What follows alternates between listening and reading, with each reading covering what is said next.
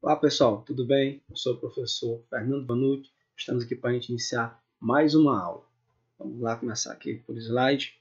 Como vocês podem ver, pessoal, nessa aula de hoje a gente vai estudar a Revolução Francesa. Né? Essa daqui é a cena inicial da Revolução, né? Onde o rei Luís XVI está reunindo os Estados Gerais, certo? Luís XVI aqui ao centro, marcar com a minha canetinha. Vamos lá, passando aqui. Esse livro sobre o tema da aula de hoje, na verdade, né, baseado no livro Olhares da História, do Cláudio Vicentini e do Bruno Vicentini, da editora Scipion. Né? O tema da nossa aula de hoje é a Revolução Francesa. Nesse mapa aqui, nesse mapa não, nessa linha do tempo, que tem um mapa aqui do lado mostrando onde esses acontecimentos se deram, né, na Europa Ocidental, basicamente, nas Ilhas Britânicas, a gente observa que os eventos principais foram em 1760, primeiro, né, a Revolução Industrial, em 1789, a tomada da Bastilha, início da Revolução Francesa, em 1792, a proclamação da República, a Primeira República na França, em 1793, Luís XVI é guilhotinado, né, morto. Em 1793 tem início o período do terror com o governo dos jacobinos, certo?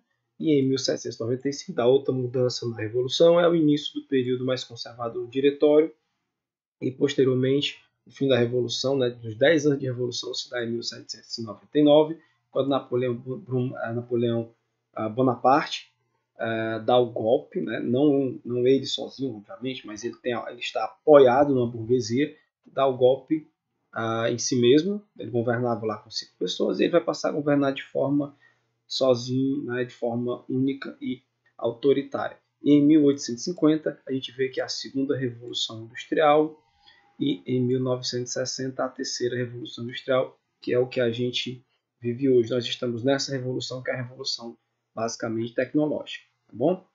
Nessa primeira parte aqui, vamos só rever o que a gente viu na última aula. Né? A gente estudou as revoluções industriais, né? A gente viu aqui que o pioneirismo foi na Inglaterra, os motivos foram o acúmulo de capital, os cercamentos, a monarquia parlamentarista, a mecanização do setor têxtil e a especialização do mercado. Então você tem uma mudança política, medidas como os cercamentos, que vai facilitar o uso comercial dos campos, não é? E o incentivo, né, tanto na produção como na especialização do trabalho, e dessa forma os operários vão conseguir produzir mais em menos tempo. E as consequências disso é a separação entre capital e trabalho, né, o surgimento dessa classe que já existia, na verdade, um pouquinho antes, mas vai surgir ali uma dicotomia forte entre a burguesia e o operariado, que é essa classe nova que surge com a Revolução Francesa, certo?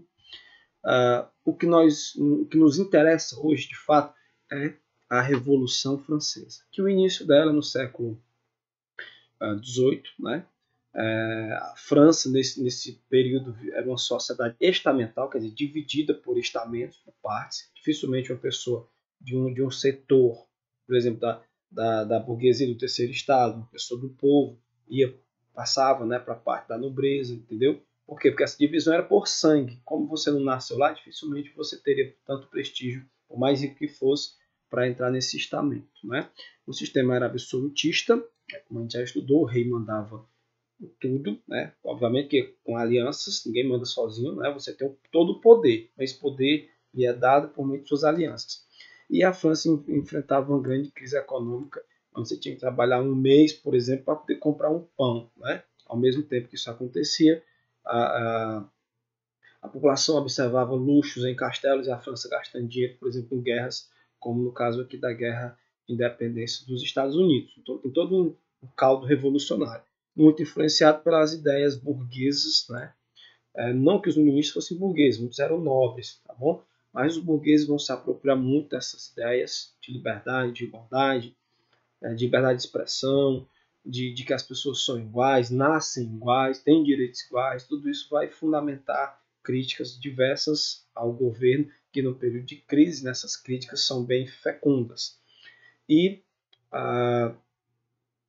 Em pouco tempo a gente vai ver que vai haver uma seção dos Estados Gerais no Palácio de Versalhes. A última tinha acontecido há mais de 100 anos. Né? Mas como o negócio estava complicado, o rei se viu obrigado a chamar os representantes do terceiro estado, certo?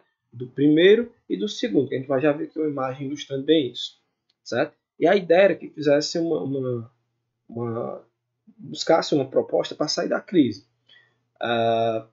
Se o governo estava devendo muito para esse dinheiro, a ideia era cobrar imposto. Vamos cobrar de quem? Né?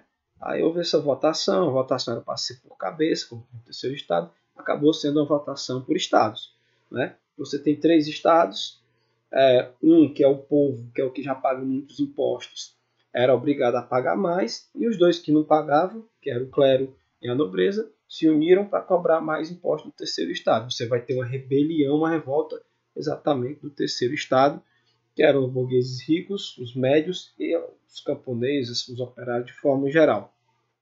Eles acabam se revoltando, né, invadem aqui a Assembleia Constituinte, e essa imagem, por exemplo, mostra como era bem a sociedade francesa nesse período. Ó. Esse cara representa o povo, né, esse senhor já pobre e tal, segurando aqui, né, na sua enxada, e em cima dele, vivendo nas custas, que de fato era assim que acontecia mesmo, né? Você tem aqui os nobres, né, por essas duas figuras aqui, né? E não só a nobreza, mas esse primeiro que eu mostrei aqui, ó, a seta aqui, né, representando o clero.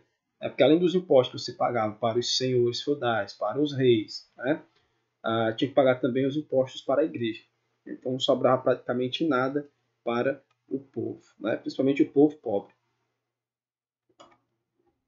Ó, nessa imagem que a gente observa muito bem, ó, o primeiro estado, clero, né? O segundo, a nobreza, que nunca representaram mais que 5% da população francesa, e por fim, o terceiro estado, que esse eram a burguesia, os camponeses, os operários, artesãos, o povo, os trabalhadores, né, de forma geral, até porque a burguesia, a nobreza, desculpe, não trabalhava, pois o trabalho, vem do latim tripalium, era visto como castigo, como algo indigno, né, nessa sociedade do final aqui do antigo regime, certo? E desse lado que a gente vai ver a classe mais revoltosa, que foi a classe dos sans-culottes, né? Esse termo aqui se refere exatamente às calças, porque os nobres usavam isso aqui, ó, os culottes. E no caso deles, eles não usavam calças, por isso que teve o nome sem culottes, tá certo? Ó, durante a Revolução, o termo passou a ser mais geralmente aplicado aos indivíduos politicamente ativos dessa classe, né? E o seu âmbito alargou-se com a inclusão dos agitadores mais radicais daquele período, independentemente do respectivo extrato social. Podia ser o cara da nobreza, mas que fosse muito revolucionário, também recebia essa designação, esse adágio, né? Esse apelido, certo? Passando aqui para outra parte. Ó, nessa imagem aqui é aquela inicial que eu mostrei para vocês. A gravura que é do século XVIII representa a abertura da Assembleia dos Estados Gerais, em maio de 79. Né? Ao fundo aqui está o rei, como eu mostrei para vocês, ó, circulando novamente aqui, Luís XVI, né, o último rei da França. E na parte central, olhe bem como era a divisão. Você vê aqui que estão de um lado os membros do clero, né? Nesse lado aqui, ó, os membros do clero, desse outro aqui os membros da nobreza, né? Foram poucos, obviamente, e nas laterais essa grande massa aqui, ó, ao fundo, que não ficava nem dentro do palácio, ficava do lado, fora, né? Porque não eram tidos como inferiores, ficava a grande massa do terceiro estado, tá bom? E aqui a gente vai ver como é que vai desse processo evolucionário. Ó. 14 de julho de 1789, muito descontente com o rei sem querer fazer nada, ao invés de ajudar a população que era cobrar mais impostos, acontece a tomada da Bastilha, que era o símbolo, né, uma prisão, na época quase não estava sendo usado, mas era o símbolo do poder real, do poder do rei. Na época eles invadiram mesmo, foi para pegar a pólvora que tinha lá dentro, né, para poder carregarem suas armas. Né, um período de grande medo, pois o ódio é tamanho que esse povo furioso vai tomar as fazendas dos senhores, vai tomar as igrejas, vai tomar as terras da igreja, né, por vezes matando padres, senhores feudais. Então, um período muito violento, né, na história francesa. E os resultados disso tudo é o fim dos privilégios feudais, né, declaração dos direitos do homem, do cidadão. Esses homens e cidadãos aqui é uma pequena elite, né, a princípio, que vai se encaixar nesse conceito. O confisco dos bens da igreja, inclusive os padres vão passar a ser funcionários civis, e a Constituição de 1791, que vai ter um controle aqui, a princípio, dos burgueses do Partido do Pântano, né, dos girondinos, tá certo? E essa imagem mostra um pouco do luxo, da riqueza da monarquia francesa, com Maria Antonieta, né, mulher de Luís XVI. O povo passando fome, do outro lado, a nobreza luxando, né, isso acabou gerando esse ódio todo na população francesa. Como eu disse para vocês, era a grande maioria, mais de 90% da população fazia parte do terceiro estado. Né? Nessa pintura aqui, de Jean-Pierre Rouet, a gente vê a tomada da Bastille, né? Castelo francês, e nessa outra, né, uma procissão de integrantes do clero que não obedeceram à Constituição Civil do clero. Então, grupo geralmente denominado de clero refratário, né? Rígido. Ó, em caricatura do século XVIII. Observe que é interessante que o charrista colocou eles, ó, com os narizes enormes em forma de sátira, né? Ó, o nariz desse aqui, ó, que era o principal, né?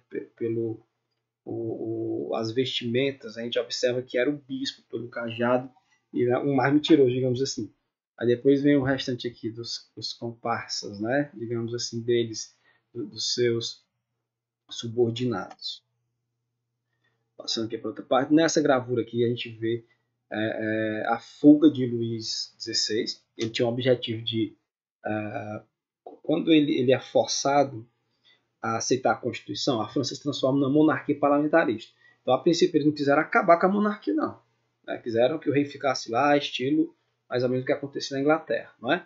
Um rei mais como um representante do governo, ali, um chanceler, né? Mas quem governava de fato era o parlamento. Essa foi a ideia. O rei, querendo voltar a ter poderes absolutistas, quase fugiu da França para ir lá na Áustria, né, com seus parentes da mulher dele, na verdade, e montar um exército, né, invadir a França e tomar o poder. O problema é que ele é flagrado quando estava fugindo da França, né, e mesmo disfarçado, os populares conseguem reconhecê-lo, e ele acaba sendo preso e acusado de traidor, né, porque ele vai sair do país, juntar-se aos estrangeiros e invadir a França e querer, né, fazer uma guerra contra o seu próprio povo. Então, dessa forma, não vai ter outro meio a não ser levá-lo à guilhotina. Né? E essa outra imagem ilustra a batalha que houve entre a França e outros países que queriam voltar, queriam acabar com esse ímpeto revolucionário, pois eles tinham medo que os ideais revolucionários franceses se espalhassem também para outros países, a própria Inglaterra, a Áustria, que mais a Rússia, entendeu? Então eles montaram uma coalizão ali, mais a França, com generais incríveis como Napoleão, que vai despontar nessas guerras, e o povo, né, lutando por si mesmo, por seus direitos, porque já tinha essa ideia, o sentimento forte nacionalismo desenvolve na França nesse período, consegue derrotar essas coalizões e manter, né, o processo revolucionário até a tomada do poder por Napoleão Bonaparte. Né? No período da convenção é quando eles resolvem tornar a França uma república. Primeiro faz uma monarquia, depois torna a França uma república, né, após o assassinato, né, a morte por decapitação do rei Luís XVI. E a disputa principal vai ser aqui entre girondinos, mais conservadores, burgueses mais ricos, jacobinos, mais radicais, né, grupos que queriam uma mudança total na sociedade, esses queriam só assumir o poder, não queriam mudança radical, por exemplo, distribuição de renda, e a planície, que é um grupo parecido com o que a gente tem aqui no Brasil, que a gente chama de centrão. Né? Quem está no poder, eles buscam se aliar a um grupo mais fisiologista, certo? Acaba que os sans-culottes, por revoltas contínuas, porque a situação do país não tinha mudado, apenas saiu um dominador, um controlador, um poder, e entrou outro, né? Mais distribuição de renda, acabar com a fome, melhorar a qualidade de vida, não houve. Né? E essas revoltas todas vai fazer com que os líderes girondinos sejam presos e quem assume o poder é o partido da montanha, porque ficava lá do lado esquerdo, no lugar mais alto, né? Os girondinos eram o pântano, que ficava na parte mais baixa, e do lado direito, lá na Assembleia. Então, daí vem essa divisão, né, de quem é mais radical, que quer uma mudança maior na sociedade, né, o progressista é de esquerda.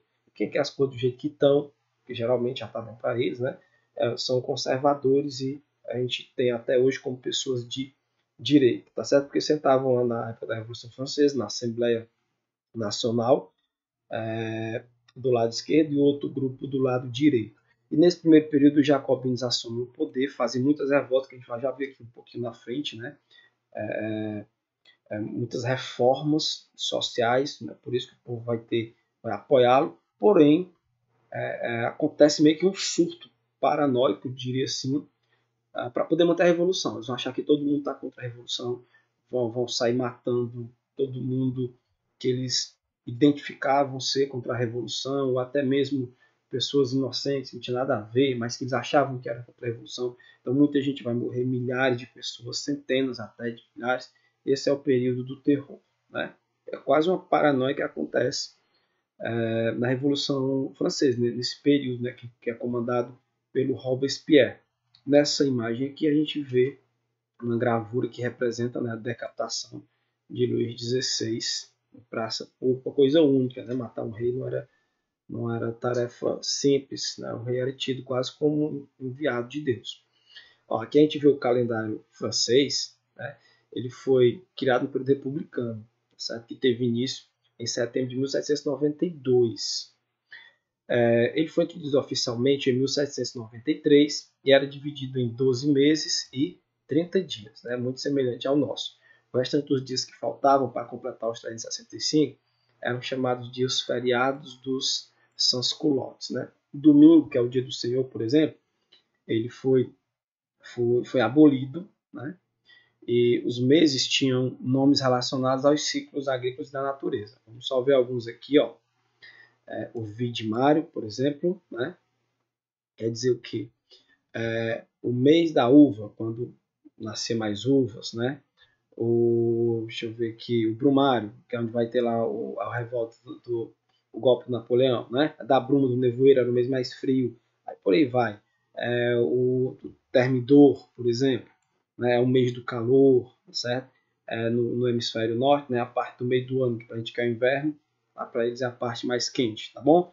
Aí eles buscavam praticamente abolir todos as influências, né, da religião, que a religião na época era muito opressora, né? A igreja era um estado também absolutista. Eles buscavam tirar tudo mesmo, todos os resquícios da religião, no caso que é a religião católica na França, né, preponderava ainda da sociedade. Então, associava-se tudo à natureza, né, às coisas desse mundo. Tá bom?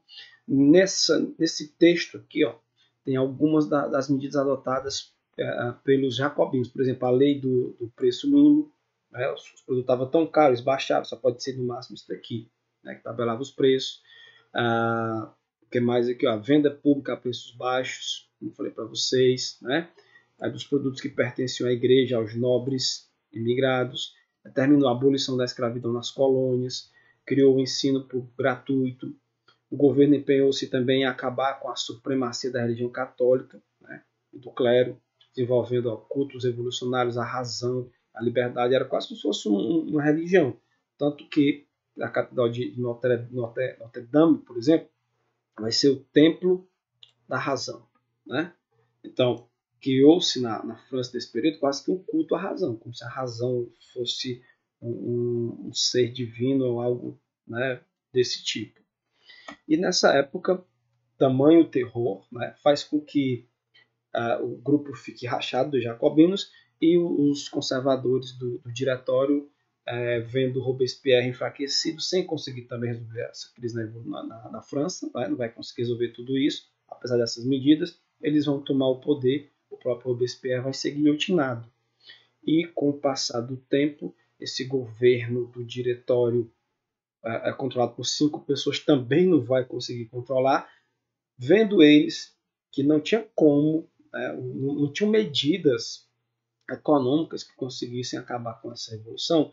Eles buscam um cara autoritário, né, que conseguisse acabar com essas revoltas e colocar a paz, manter a paz na França, impor a paz, na verdade, né, através da força. É assim que eles, no golpe de 18 de Brumário, colocam Napoleão Bonaparte. Né?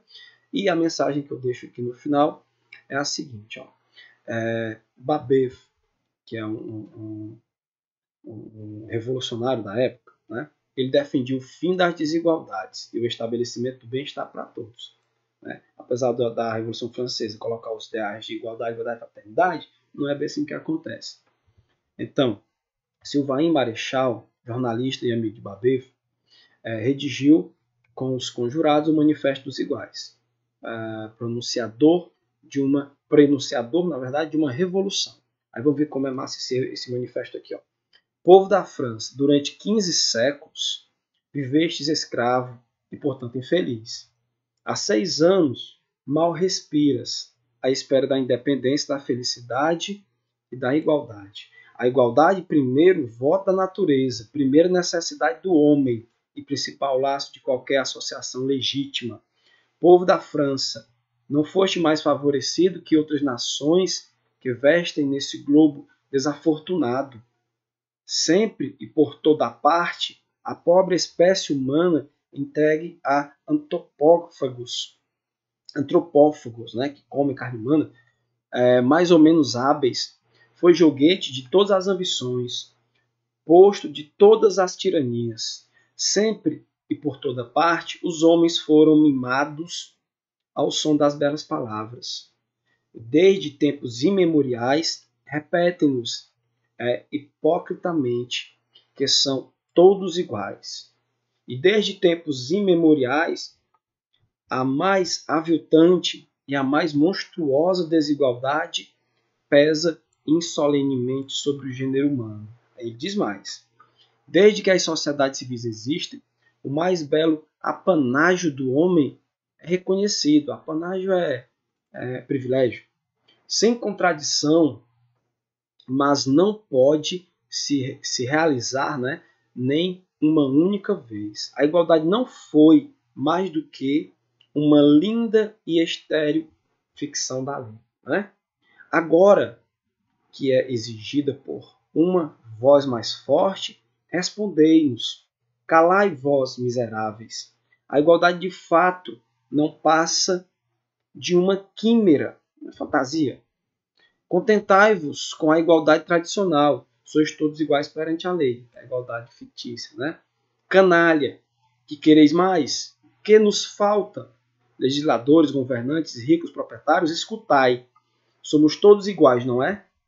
Esse princípio permanece inconteste, porque, a menos que seja louco, ninguém diria a sério que é noite quando é dia. Pois bem, exigimos viver e morrer iguais, assim como nascemos. Isso que é incrível e é a nossa revolução. Queremos a igualdade real à morte.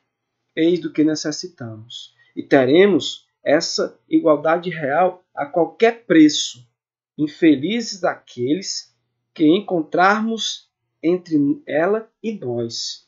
Infeliz daquele que opuser resistência a um voto tão pronunciado. A Revolução Francesa foi apenas a mensageira de outra revolução muito maior, muito mais solene, que será a última e na qual nós ainda estamos vivendo, né? Que é a luta por igualdade real, né? Por uma verdadeira igualdade entre homens e mulheres, né? E entre os demais gêneros também. Texto incrível, e é assim que a gente termina aqui essa primeira parte, né, da nossa aula, falando sobre a Revolução Francesa. Deixa eu passar para a tela principal para a gente encerrar. Espero que vocês tenham aproveitado, espero ter ajudado vocês a compreender um pouco mais sobre a Revolução Francesa, e na continuação dos nossos estudos a gente vai aprofundar nossos conhecimentos com a leitura dos textos que são propostos, tá bom? Fiquem com Deus, pessoal. Até a próxima aula. Tchau, tchau.